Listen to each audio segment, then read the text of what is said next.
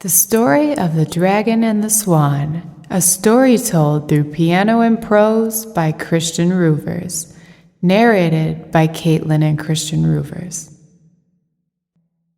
The Temptress. Meanwhile, an old woman with a weathered cane entered the Swan's chamber. Because she could take on infinite forms, the trickster forced her to conspire with him, even though she wasn't particularly deceptive in her own right. "Why won't you betray your friend?" she asked, attempting to persuade the Swan. "Isn't it enough that you could be freed and return home? The trickster is merciful. He will do as he promises and restore your flight." Her old voice wavered. The Swan didn't say a word in reply. Then the old woman transformed into a beautiful siren, like those the dragon had guarded back home, which now felt like a long, long time ago. The Temptress appeared a goddess, rare and unusual, unlike any woman he had ever seen.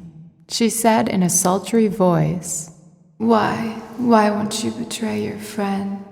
The Temptress moved slowly toward the dragon, looking deeply into his eyes.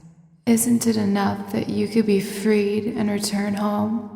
The trickster is merciful, and he will do as he promises. Think of what you could do with all of that power," she said as her voice grew stronger. She firmly gripped the dragon's shoulders with her fingers as her face moved in toward his.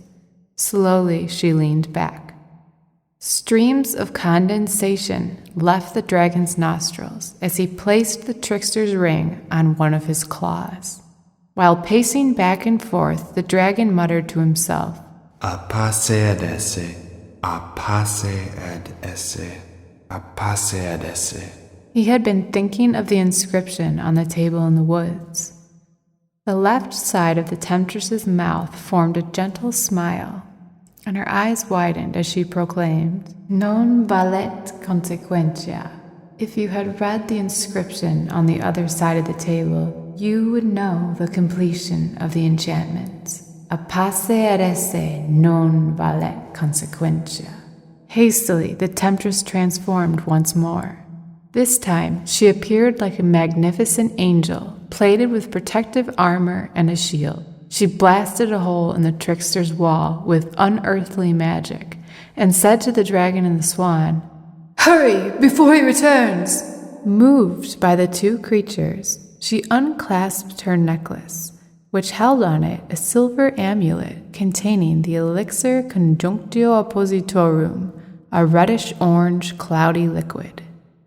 She handed the elixir to the swan and said the words, "There is no taste of which is sweeter than a single drop of this elixir, but a single drop upon twin tongues, scale and feather join as one.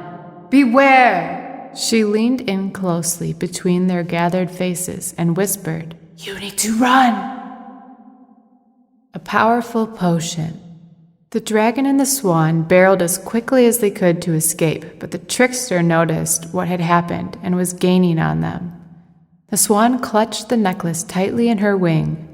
Bubbles rose in the liquid. The trickster's elixir was becoming more and more volatile.